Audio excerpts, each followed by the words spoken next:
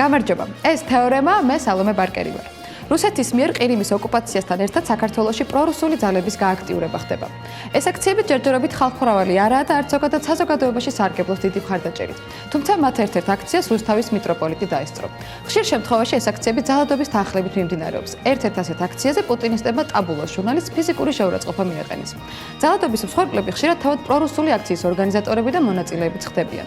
ეს მაშინ, როცა საქართველო ივნისში ევროკავშირთან ასოცირების ხელშეკრულების ხელმოწერას გეგმავს, სექტემბერში კი ნატოს სამინზე მაპს ელოდება. რატომ გააქტიურდნენ პრორუსული ორგანიზაციები საქართველოში და უნდა აიკრძალოს თუ არა მათი საქმიანობა? როგორ უნდა დავიცვათ ბალანსი პიროვნულ და ეროვნულ თავისუფლებას შორის? რას ითვალისწინებს ჩვენი კანონმდებლობა და საერთაშორისო პრაქტიკა ასეთ შემთხვევებში? რას გვასწავლის ჩვენი ისტორია? ამას გადაცემის პირველ ბლოკში განვიხილავთ.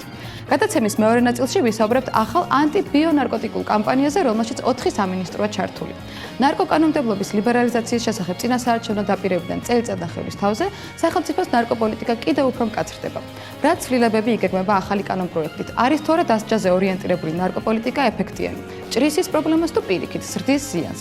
რა შედეგი შეიძლება გამოიღოს მსგავსმა პოლიტიკამ ახლო და შორეულ მომავალში?